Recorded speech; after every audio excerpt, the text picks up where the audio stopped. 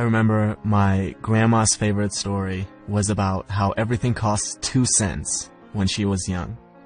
But now, everything constantly got more expensive. And it was all because of the government. These uneducated pigs didn't know how to control prices.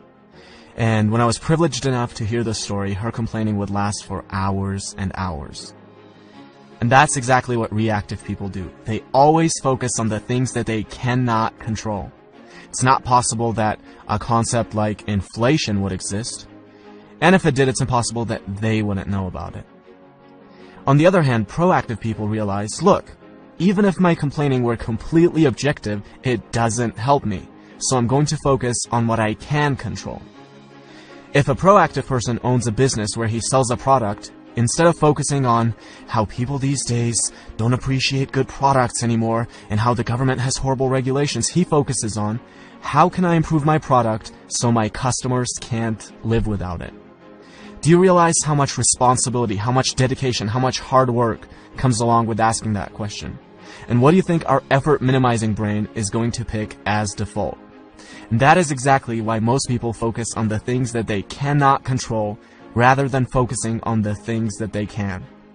Habit number 1 is be proactive. Now, imagine you're at a funeral, but this one's different from all the funerals you've ever been to. You're standing over the casket and you see yourself. What do you have to say about yourself? This is one of the most powerful questions you could ask. Are you doing the things in your life which are aligned with what you want to be able to say? Do you want to say that you are a good spouse? If that's the case, how does coming home and instantly being negative towards your spouse affect that? Do you want to be remembered as a person who added value to society? If that's the case, are you doing the things that will allow you to say that, or are you scared of failure and choose comfortable mediocrity instead? Almost every one of us will have to readjust how we live when we ask this question. Habit number 2 is begin with the end in mind. Now, if I were to ask you, what are the most important things to you? The most common answers I would get would be either your well-being or your relationships, your family, your spouse, your children. You would never ever say organizing papers or watching TV. But how many of us spend more time organizing papers and watching TV than planning our nutrition and going to the gym or cultivating a healthy family environment? There's a horrible disconnect between what we say and how we actually allocate our time. Habit number 3 is put first things first. Now, imagine you're an author and I'm an author, and we both write interesting books, and we both have access to an audience of about 100,000 people. I read your book and I love it, so I decide to share it with my audience, and as a result, you now have thousands of people buying your book and reading your ideas. You see this and think, who is this guy? Let me take a look at his book. You start reading my book and think I have ideas that are valuable, so you decide to share it with your audience. And as a result, I now have thousands of people buying my book and reading my ideas. Notice how different this is from my creating a little creepy Amazon account, finding your book and leaving a bad review, hoping that this will deter a few people from buying your book, which will in turn somehow get them to buy my book. Habit number 4 is think win-win. Stop thinking of everything as a zero-sum game. For you to win, another person does not have to lose. Something I want my viewers to do is to subscribe to my channel.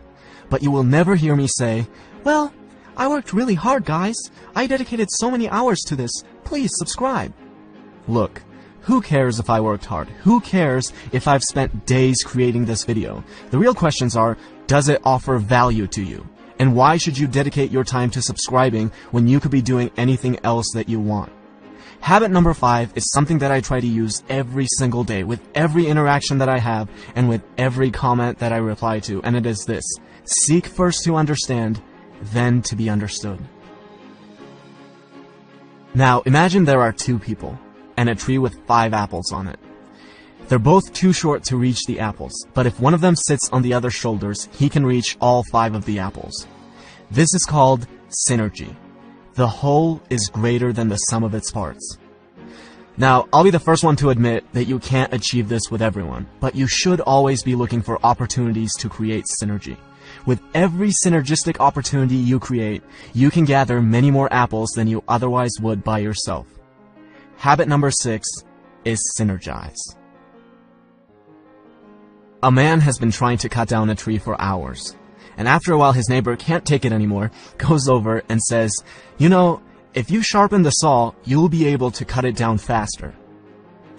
And the man replies, "But sharpening the saw is going to take time."